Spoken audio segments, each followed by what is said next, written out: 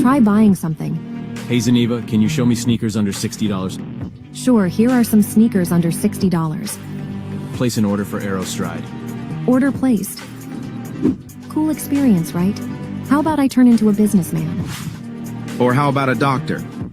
Imagine the What possibilities. you're going to have is, instead of going into a website, you'll be able to go into a metaverse and do absolutely everything you want to do there. You'll be able to do your clothes shopping, your food shopping, do your banking. What we want to do is we want to bridge the gap between the real world and the digital world. So if you went and did your shopping or bought some clothes, we want it to be delivered in the real world. We're not just talking about digital items. Also, that human element, AI doesn't have that human element. It's not sentient at the moment. It still needs human input. There's areas that we need to start thinking about now. Is obviously, again, controlling the AI and having standards and regulations. What we feel as well, that it should be a part of the process, right? Not the process. As you said before, this is actually disrupting every sector in our world, and that's massive. I mean, just imagine 20 years from now. It's like I'll be talking to your avatar. I won't be talking to you. I'll be talking to you.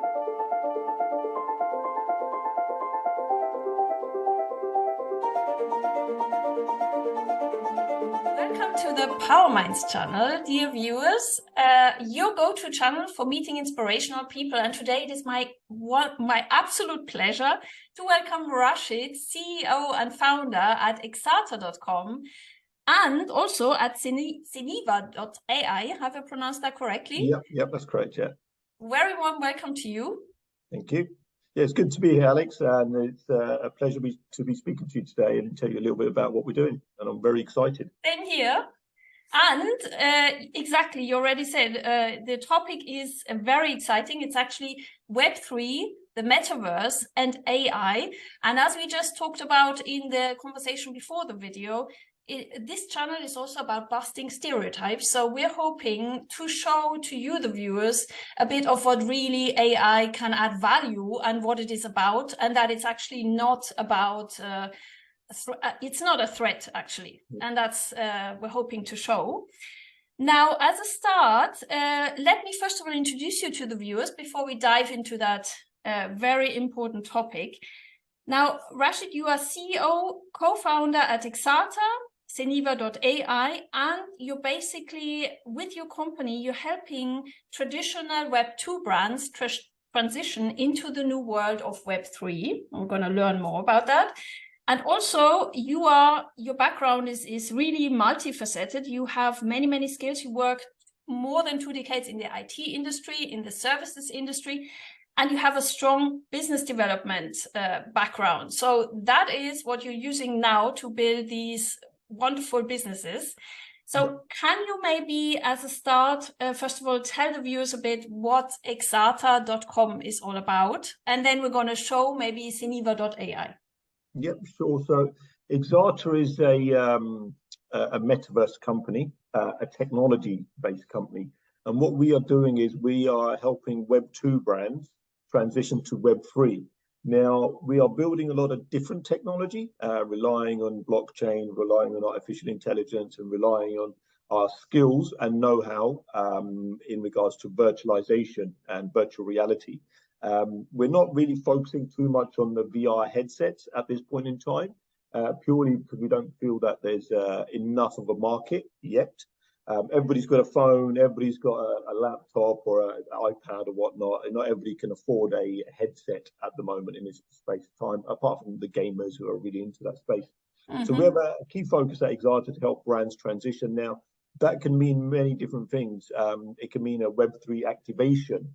And what's a Web3 activation? It means a brand doesn't want to have a full-time space in a particular metaverse. They just want to hold an event, or they got a special promotion going on and they want to hold it within either their own virtual environment. So we can create a virtual environment that's on the brand's website.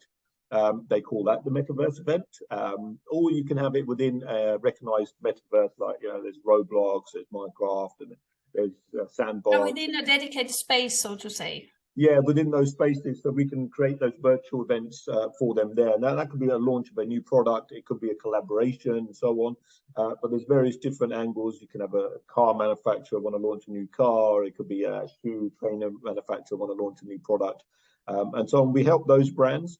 But in the meantime, we are building technology that we feel will help not just the big brands that have the budgets, have the finances and so on to do these, because these are not cheap. You know, getting into the metaverse space is not always cheap.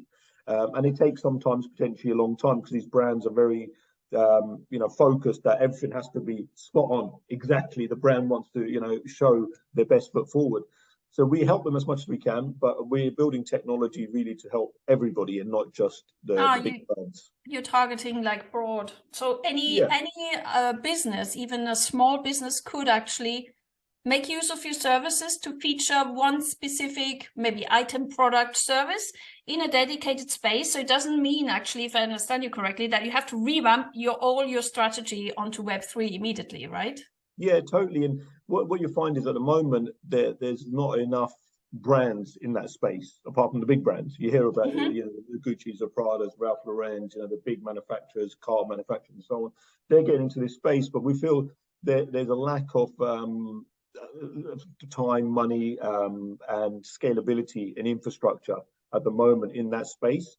So what we are doing is trying to build that infrastructure and build that scalability so brands can, any brand, whether they've got the finance can or not, easily actually can jump easily on access. that. Yes, exactly. And we think that's what's going to bring along the mass adoption.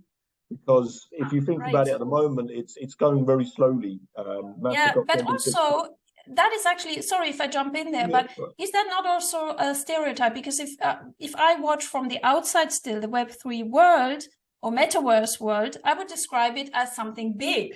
And I think in the collective imagination, it's actually now associated as something big. But what you're describing is you're now moving into a different market. Mass adoption means cutting out small pieces of the metaverse. Yeah, so mass adoption, we see as mass adoption is the general public, everybody and anybody who's not a gamer. Gamers are already in that environment. The young generation's already in that environment, but we want to make the metaverse open to everybody, man, woman, and child. So even me, for example, Yeah, totally. And we want to make it as easy for you to access that. And then also the brands make it easy for them, even if they don't have huge budgets, they should have access to the metaverse or have their brand within the metaverse. Or a metaverse, because there's lots of different metaverses out there, right? There's not just one. Oh, yeah. Exactly. Let's maybe start with a small example. But before we do that, let me show the webpage as I promised to the viewers. So So what you find is there's a big focus for Exarta on virtual commerce and retail. The reason why Exarta was set up in the first place, there's a massive problem with return rates when you go and buy something online on the internet.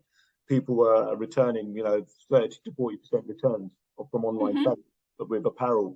So we looked at how we could try helping that, and we wanted to do virtual try-ons where someone could put their measurements in and then try the clothes on the avatar, and then maybe invite their friends over as well, right, into that virtual space and say, hey, look, those jeans look good on those trainers, go and put those trainers on. So we were trying to, when we spoke to retailers and brands, and they said, look, even if you can reduce those returns by 5-10%, that'd be absolutely fantastic. So that's where we started looking at the virtual retail e-commerce market to help the brands reduce the return rate. But also, it's not just the returns. Those returns, I think, out of every 5 products that get returned on the apparel side, 3 of them potentially get sent to landfill. So it's a huge, huge problem in that industry. And what we decided to set up Exarta to help those brands and that industry reduce the return rate and reduce landfill. Right. Okay. So also, as we just saw on the website, you have customers in all segments, as you just outlined. So there was an example also of a hairdresser salon. Yes. And so can you just outline that example as well, because I just showed it. So we work with a brand, Tresemme, which is part of Zeniva, which is a very large organization, and they have 400 brands on. Tresemme was our first Web3 activation with them, and what they wanted was to promote their hair care products. The Tresemme shampoos and the conditioners and so on. So they wanted to have avatars that you can go in there, you select an avatar, which one you want, you dress the avatar in which clothes you want, you put little earrings on, bangles on, shoes on, whatever. And then once you've selected all the different options, you can go into a salon. And then once you can sit down in the salon, you could choose which product you want. And based on what product you want, it would change the hair. So if you wanted it frizzy, your hair would get frizzy. If you wanted it colored, it'd go into the color you'd want. And then after that, you'd go into a catwalk and you'd get, photographers taking pictures, and you could take pictures of your new style and put that on all your social media.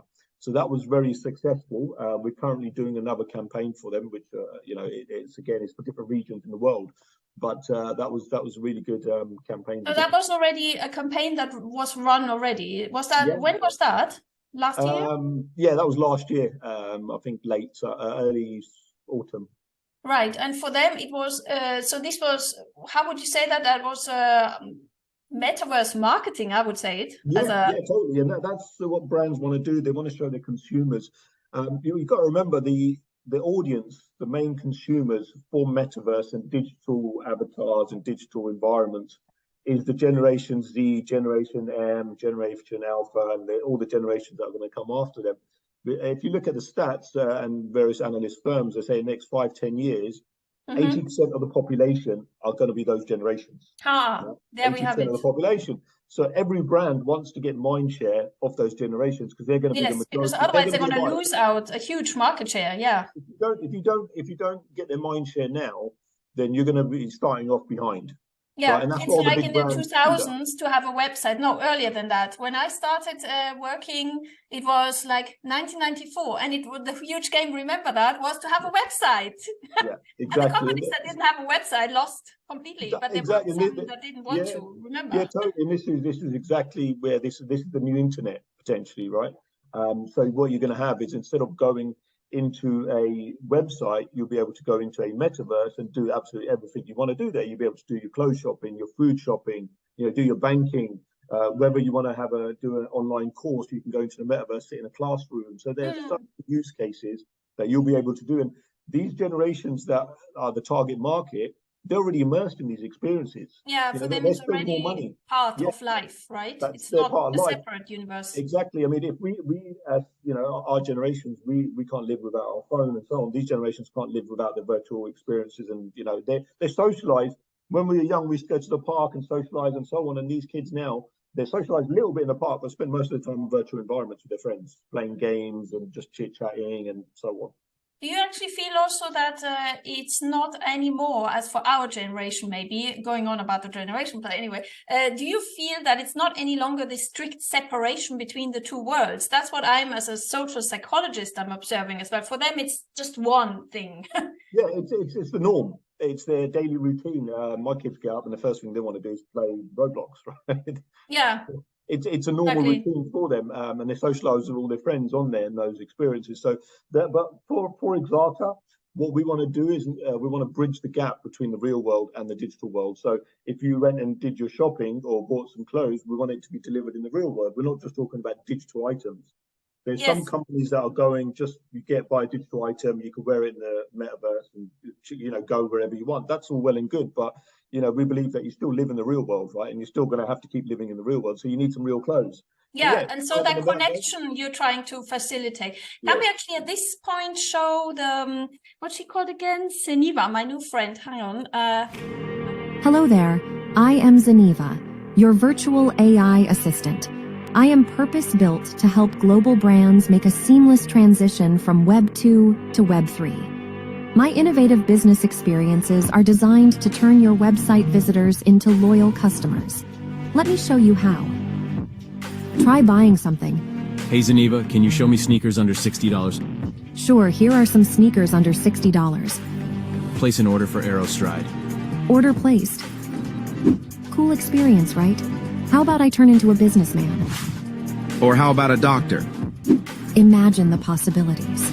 So let's take your brand to new heights together with the power of Web3. With me, Zeniva, by your side, the possibilities are endless.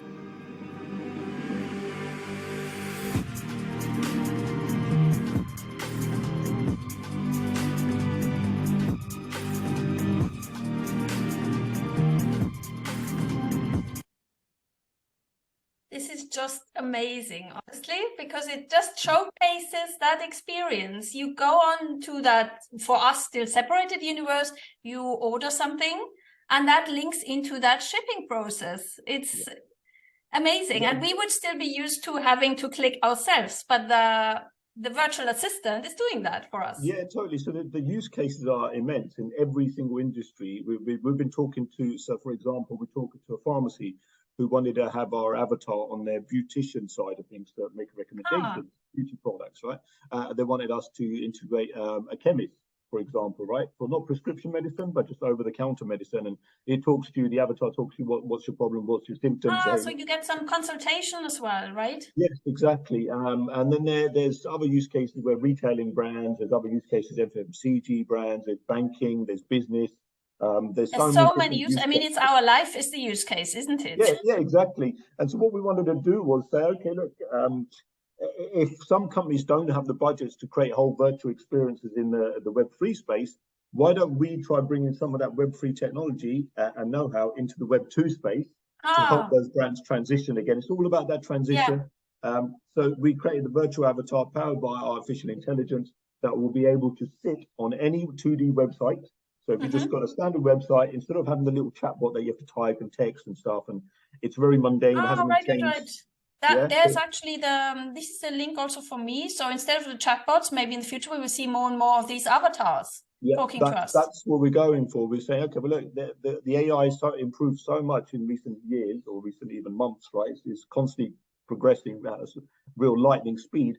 But this technology now, we could put it into Web 2 and anybody can use it, right? And it won't cost them the whole $50,000, $200,000, right? It's very easy to do the whole thing, because that's actually what's scaring businesses at the moment, to do that whole. I mean, especially legacy businesses, it's a huge task. So you have to start granular, you have to start in a modular, small way. Otherwise, you're never gonna transition, as you say. And there's no question anymore, as you outlined.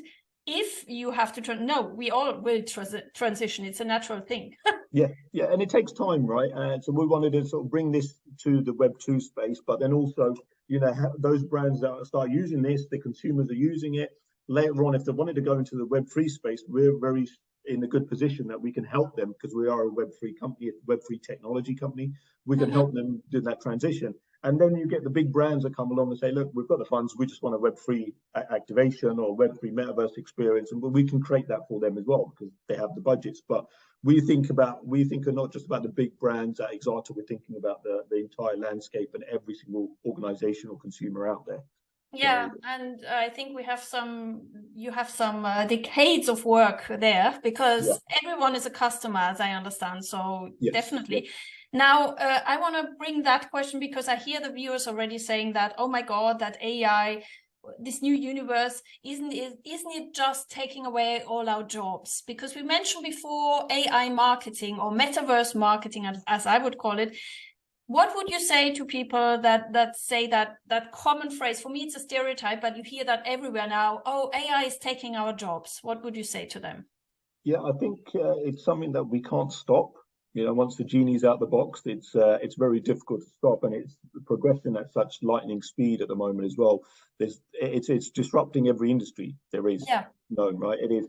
But what we have to do is learn how to use AI for starters, and maybe we can, improve the AI. So there will be certain jobs that we can't help that it will replace, but really it's not going to replace every single job there is. So as a person, I think, okay, what's coming? AI is doing these certain jobs. So I maybe need to upskill myself.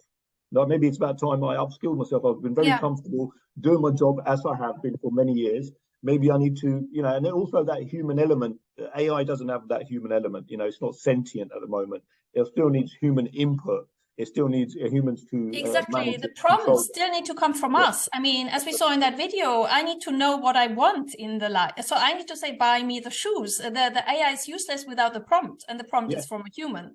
Yes. So that's what you're saying is very central. Actually, it's only in that binary way that AI will work with us. Yeah. But I think there's areas that we need to start thinking about now is obviously, again, controlling the AI and having standards and regulations and so on. Oh, yes. And can I just also say to the viewers, I will link in your blog on exarta.com because there's something very good about ethics. Yeah. That this is actually the big topic now immediately, so that AI is used for the right stuff, for the good stuff that it can help us and amplify us. Yeah, totally. So it's in some scenarios, it can be a double-edged sword, right? So AI gets really good. people start using it, but then also the bad people, they start using it as well, right? Yeah. So we have to be very careful of who's using the AI and what the reason and purposes are, but also having standards and regulations in place, which aren't there at the moment. I think, they will have to be, and that's going to be put to the governments around the world. It has to be controlled in a certain way, if it can be controlled, and the people that are using it have to put parameters in place. Because if we just open up the box and the genie comes out, and then you're trying to control it and manage it, it's very difficult. Like always, the wrong tool in the wrong hands. I mean, the good tool in the wrong hands, and the story unfolds. Exactly. So that is very important. And then I'm also going to link into what you said before, the blog article, AI comes in peace. Because as you said, I just want to underline what you said. I find it so central in this important transition time. I think we humans shouldn't see AI as a threat, because it can just enhance our skills. Like for myself, for my own life now, creating several businesses and startups, first of all, I'm quicker with AI. I can actually have AI to combat so many things that I was bad at in the past. For example, as a writer, I experience AI just as a refreshing thing, because it completely lifts me out of that writer's block that I used to suffer from for 3 decades. Totally. So that's a very concrete example. And I think we need to be open to that and just partner with AI. It can be our assistance. It can help us. Yeah, that's what we feel as well, that it should be a part of the process, right? Not the process. So it should be there helping you do better in whatever industry you are doing, right? And in some industries, it will probably do most of the work, but it still needs that human intervention, human action within that environment. So you should be using it to your advantage, really, in every way you can. Exactly, and the human expertise. Now, maybe also to a Gen Z question, if I may. That's a bit stereotypical, but anyway, for the younger people amongst us, if I hear the question, for example, from my daughter, if she says, yeah, but then if AI is here and I can ask it anything that I like, I don't have to do any apprenticeship anymore. I don't have to study, right? So what we answer? No. Because without our expertise, we can't direct AI, right? Yeah, totally. I mean, the AI gets the information from somewhere, right? It gets it from somewhere, some human. And it's learning from us, isn't it? Yeah, it's learning from us, and it gets that information that we've created and put somewhere on the internet, for example. But if you're going to just use AI to do everything, then I mean, why have you got a brain, right? You're not really going to. So we're not going to transform into these brainless beings, right? That's not going to happen. No, totally, and that's what we want to stay well clear of, right? We want to make sure humans are evolving rather than devolving by just using AI and not using their brains. So. And also, let's also mention, in terms of coming back to the polemic about jobs, the field that you are working in is actually a growing field of new jobs. Can we just underline that as well? Because what you're doing, you and your 2 companies are actually developing that whole world. And there's a massive world of new types of jobs coming up, right, for the younger generation. Yeah, totally. I mean, this industry that we're in is targeted for the younger generations, and we're creating a whole new industry, basically, pretty much. The Web3 industry, where was it a few years ago? No one ever heard of it, right? Yeah. All of a sudden now we've got this whole new internet coming along, the new industry. There's so many jobs. It's opening up the space, and people are upskilling themselves, saying, okay, well, I need to be in that space. How do I get there? And they're learning new skills, right? That they were very. So whether it's artificial intelligence, machine learning, virtualization, virtual reality, there's so many sort of new sectors opening up in this space, and you could work on blockchain, for example. You could work on immersive experiences. It's opening up a whole new industry for. So that's maybe our message to the younger generation, or maybe also to ourselves. People who are thinking of reconverting, as they call it here in France, or learning a new job, new profession. That's the area to go into. I mean, anyone who wants to lean in a bit to IT, that's the area. If I was to start out fresh now at the age of 20, I would love to become a digital creator. Voila, that would be my. So you've got to remember that this industry is just starting. So you can imagine if it's like only been a couple of years where it is now, you can imagine the next 5-10 years how many advancements we're going to have, right? So if you start learning today, you're in a good space, because this is the future, right? It's a good time to start learning about different sectors within the space.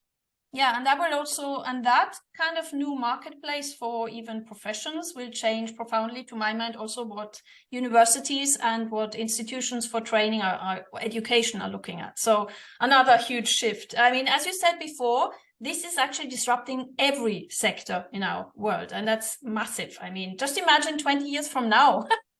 It's like I'll be we're gonna talking have to to. your avatar. I won't be talking to you. I'll be talking to your Yeah, avatar.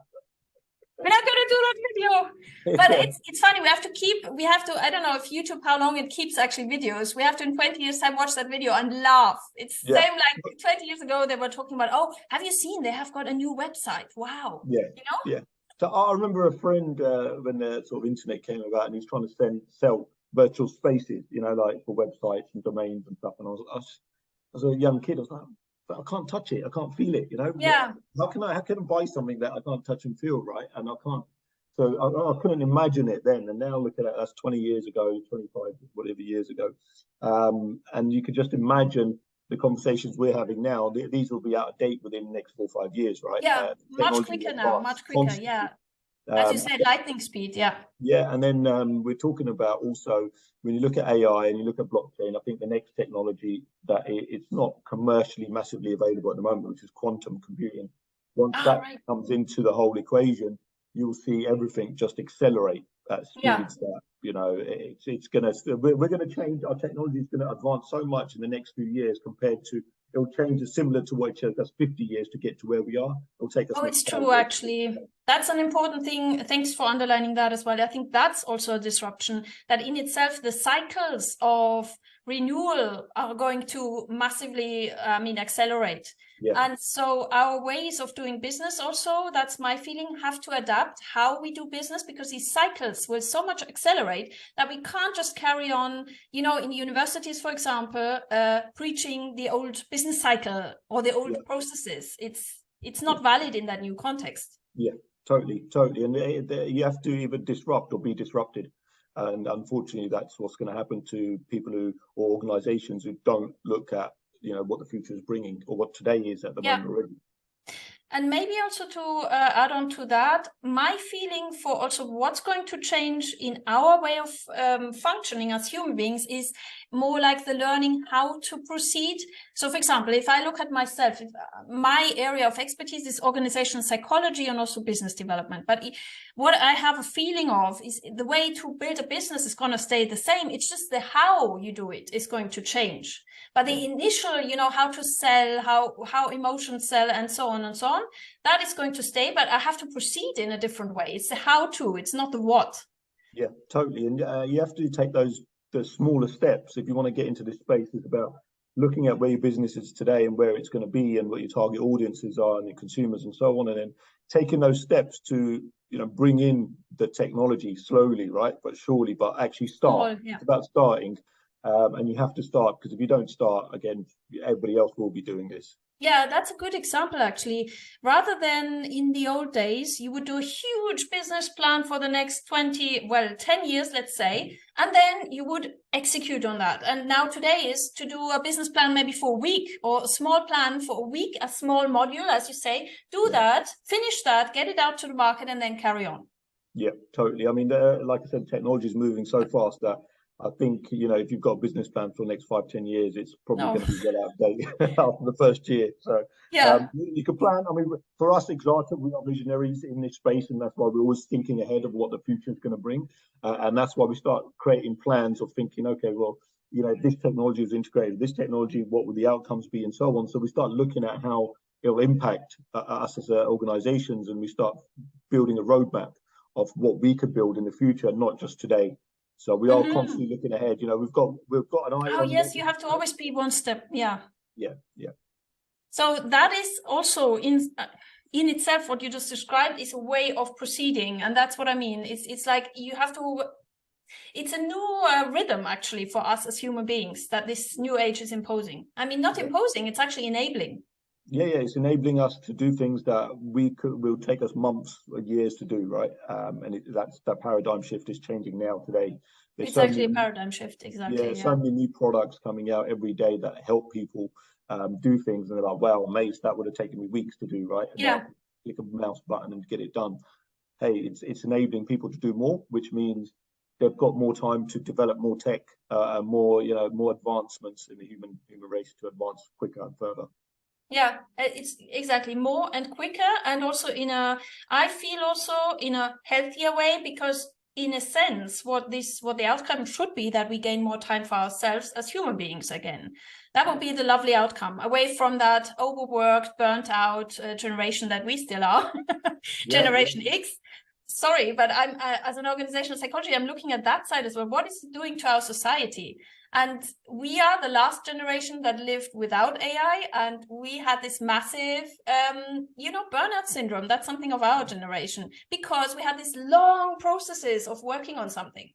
Yeah, totally. And there's one thing that I always say as a parent as well, that, it's all well and good, our kids going into the digital space, and that's the future, and their friends all are as well. But don't forget that, that we still live in the real world, and it's always good to have real friends as well, and go to parks and play, and take the kids out and so on. Don't forget that element, right? Because that's important, but we can't really forget that, because that's that a human. Yeah, but that is good why our generation is still here. We can educate them in that direction. Exactly. So, exactly. When we're gone, who knows what the kids are going to do, right? But a few generations down the line, I see it's just all going to be online. Everything's going to be online. But for the moment, while we're still here, I think we can still help. We can leave that legacy. Yeah, hopefully that legacy stays for as long as possible. But I'm looking, next 20, 30, 40, 50 years, I don't see it being around so much. Yeah, let's see what happens. Now, let's move on to maybe also for the viewers. We have talked a bit about the metaverse. We have talked about Web3. Can you link that back also for the viewers, maybe how you utilize blockchain technology? Because there might be that question now in the viewers' heads, like, what has that got to do with blockchain? How can I link that in with Web3? Yeah, so the blockchain technology, it's there. It's look, for years we've relied on centralization, which is basically a few entities control the assets. Now, so even the banks, right? So they've got the big banks that control them, and you've got a lot of little banks, and then you've got the governments and so on. The blockchain gives the power to decentralization, so it's not controlled by one entity, and also once something's on the blockchain, it can't be changed, it can't be removed, it can't be anything that can be done to it. So if, for example, if you've just passed university and you've got an exam certificate, you can put that on the blockchain, or even if you've got deeds for a property, for example, that could be on the blockchain. Financial transactions could be on the blockchain. Anything that should be safe and should not be modified, right? Yeah, anything that doesn't, you don't want it to be modified. You want it to stay there, and as proof as well that, hey, look, I've got proof here. It's on the blockchain. It won't be, that will be conclusive, right? Where if you've got a digital certificate and it's not on the blockchain, it could be modified, it could be changed. Yeah. Something that you can't verify. Would you say that our old HR documents that we used to have before, remember in the old world, like signatures were kind of a validation for a document to be true, that is less valid than something that is signed on the blockchain?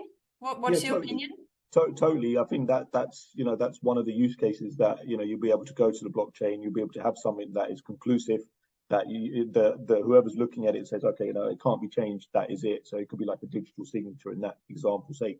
But yeah, there's this disrupting bank decentralized finance is happening now. So a lot of the decentralized banks are using blockchain technology. There's education using blockchain technology. There's real estate using blockchain technology. There's so many different industries, verticals that are using blockchain technology now, because it's there, right? And it's, again, gives that link between something that's real, and you can prove that it's actually authentic.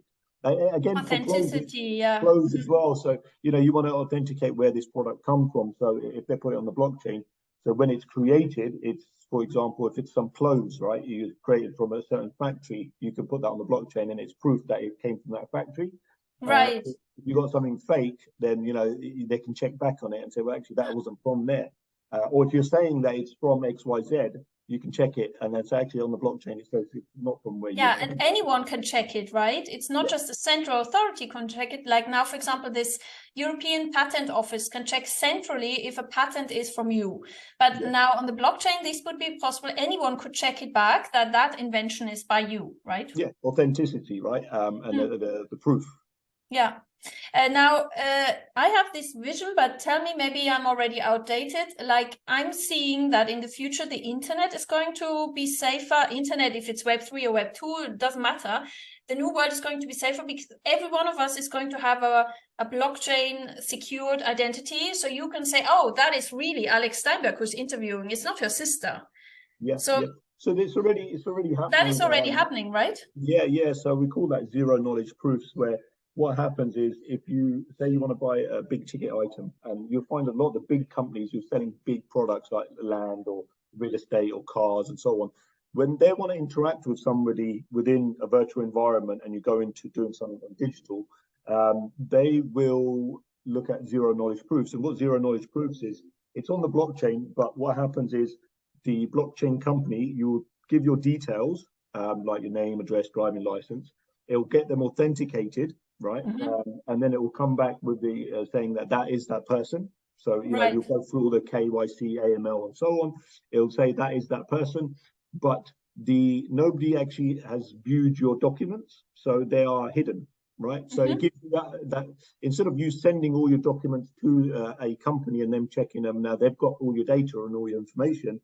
Your data is only checked, but it's not given to an authority or anybody. So all of a sudden, you can authenticate yourself that you are that real person without sharing. Yeah.